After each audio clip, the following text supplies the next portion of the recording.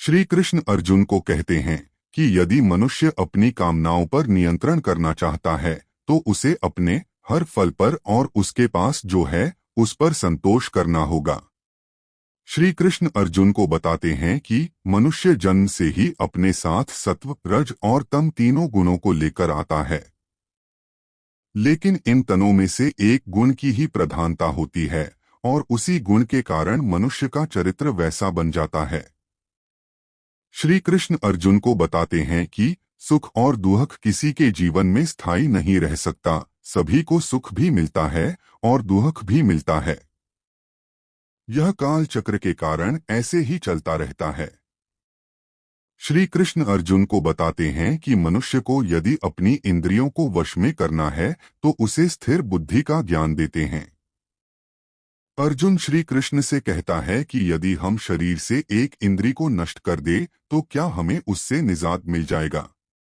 तो श्री कृष्ण उसे कहते हैं कि यदि एक इंसान अंधा हो जाए तो वह अपने माँ की इंद्री से भगवान के दर्शन भी कर सकता है और काम वश होकर एक स्त्री के भी दर्शन कर सकता है। इंद्रियों के निग्रह से इंसान भावनाओं पर नियंत्रण नहीं पा सकता, इसलिए अपनी बुद्धि को स्थिर कर लो और उसके बाद तुम अपनी इंद्रियों पर नियंत्रण भी कर पाओगे और अपनी भावनाओं पर भी नियंत्रण कर पाओगे। श्री कृष्ण अर्जुन को काम की भावनाओं को नियंत्रण में रखने के लिए कहते हैं। यदि काम को अपने अधीन कर लिया जाए तो मनुष्य भक्ति में लीन हो सकता है और परमात्मा से जुड़ सकता है, और यदि मनुष्य काम के वश में हो जाता है तो वही मनुष्य एक पशु बन जाता है और फिर वह अत्याचार और अनाचार पर उतारू हो जाता है। इसलिए तुम्हें मैं निष्काम कर्म करने की बात कह रहा हूँ। श्री कृष्ण अर्जुन को बताते हैं कि जैसे कर्म योग मनुष्य को भगवान के पास ले जाता है, वैसे ही ज्ञान योग भी मनुष्य को भगवान के पास ले जाता है। दोनों ही मनुष्य को भगवान से मिलने में मदद कर सकते हैं। यदि वो चाहे तो अपने अच्छे कर्मों से भगवान से मिल सकता है और ज्ञान योग से मनुष्य अपने ज्ञान को भक्ति और सेवा से भगवान को पा सकता है।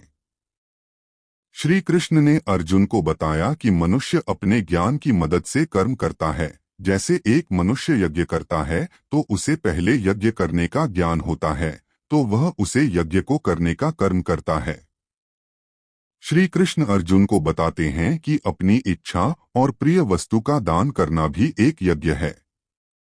यज्ञ सिर्फ हवन में आहुति डालने से ही नहीं होता, किसी जरूरतमंद को वस्तु दान करना भी यज्ञ ही है। तो कोई अपने ज्ञान को दूसरों से बांटता है तो वह भी एक यज्ञ है। श्री कृष्ण अर्जुन को कर्म, ज्ञान और यज्ञ से जुड़ी हर प्रकार की बातों के बारे में बताते हैं। श्री कृष्ण अर्जुन को अपने अब तक के अवतारों के बारे में बताते हैं और उन सभी अवतारों में जन्म लेने के कारण के बारे में भी बताते हैं। श्री कृष्ण अर्जुन को बताते हैं कि जब मैंने अपने सभी अवतार लिए उन सभी में मैंने जन कल्याण के लिए सभी अधर्मियों को समाप्त किया है। जो अधर्म करता है वह अधर्मी तो होता है, लेकिन जो अधर्म को रोकने में समर्थ होने के बावजूद अधर्मी को नहीं रोकता तो वह भी अधर्मी ही होता है।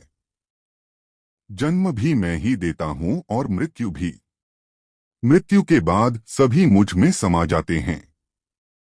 जब कोई धर्म करके मेरी शरण में आता है तो वह मुझ में समा जाता है, और यदि कोई अधर्म करने के बाद भी मेरी शरण में आता है तो वह भी मुझ में ही समाहित हो जाता है।